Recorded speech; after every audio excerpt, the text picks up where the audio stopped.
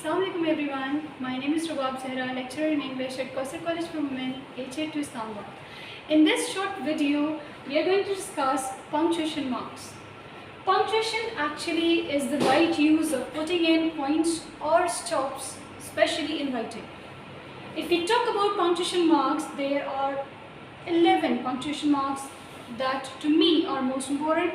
There are more than these 11 punctuation marks, but what I want you to understand are these punctuation marks. First, you must know the usage of all these punctuation marks. So, to begin with, first is a comma, and the sign is there. Then is the inverted commas or the quotation marks with this particular sign. Then we have the full stop, the most commonly used one. Then we have the question mark.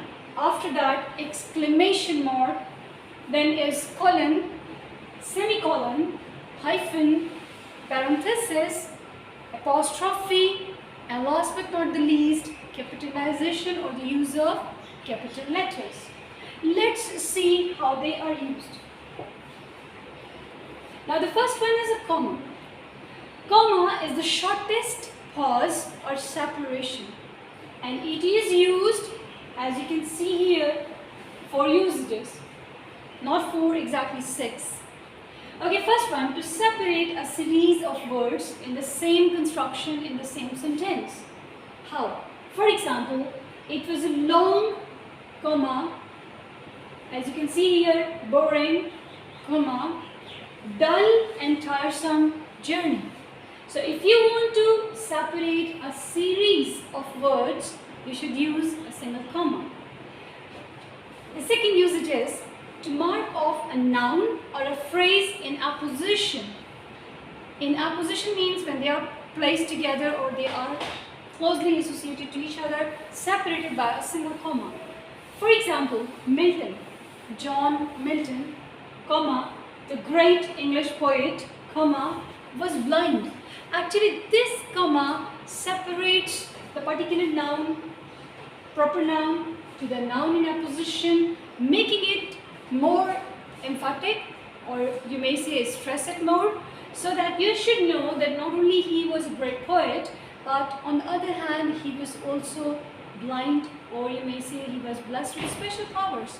Okay, next, to mark off words in addressing people as come into the garden, comma, John, because I want to emphasize, to address John in order to make him come into a specific structure.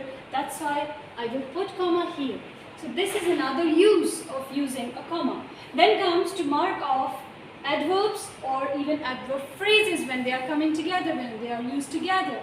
For example, then, comma, at length, that is at last, because it's an idiom, comma again, he broke the silence, means he broke the ice, at last he started talking. So this is another use of comma. Then comes the fifth usage to indicate sometimes omission of words, especially a verb. For example, he was a Sindhi, then you may go for a semicolon, she, comma, a Punjabi. Here, remember that you are not using again was. When you omit some word, then you place a single comma instead of that word. Okay? Now comes the last use of using a comma properly. To mark off a direct quotation as, for example, in inverted commas, exactly so, single comma, said she. Okay, now, next we have inverted commas or quotation mark.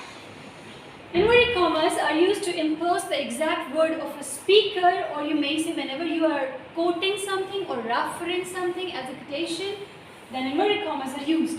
For example, I would rather die, he commented, than join the oppressors of the country. Oppressors means the cruel persons. So it can also be used like he commented, comma, inside inverted commas, I would rather die than joining or than to join the oppressors of my country. Inverted commas, because it is the direct words, of a speaker. That's why they will take inverted commas. Another use is to quote something, be a proverb or a quote, even a Quranic verse or something. For example, honesty is the best policy. So whenever you are going to write it, do write it inside inverted commas. Next, punctuation mark, that is the third one, is a full stop. That is the most frequently used punctuation mark. It is basically the greatest pause or separation. It is used, first rule, it marks the end of an affirmative sentence or even a negative sentence, a statement, a declarative statement, etc. For example, the sun rises in the east. We know that this is a completion of an idea, so we will put a full stop here. Okay, now the second use is it can also be used in abbreviations, like for example, MA. He is an MA, means Masters of Arts in any subject of arts. But in today's modern style, many times abbreviations are not used with full stops. They are used like, for example, P.I.A, that is Pakistan International Airlines, is used these days like PIA without any dot. But you may go for both conversions or both usages. Next we have number 4, question mark. You know very well, it's so simple. Whenever you are not making a simple statement or a declarative sentence and you are going to ask a question in writing, obviously you will have to place a question mark. For example, where were you? Why are you staring at me? So on. Next we have exclamation mark. I have also put the particular symbols after them so that you should recognize them there and then as you see them. Okay, exclamation mark is used after interjection. Remember the parts of speech that we did once? So after introduction, exclamation mark is used.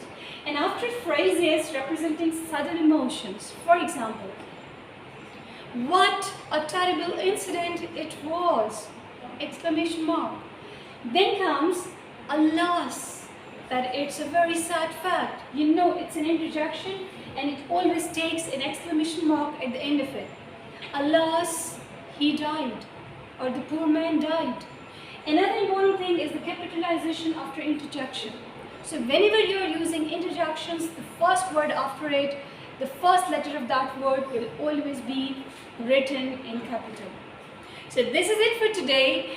In the next video, we are going to discuss the rest of the punctuation marks. Till then, take care of yourself. Allah Hafiz.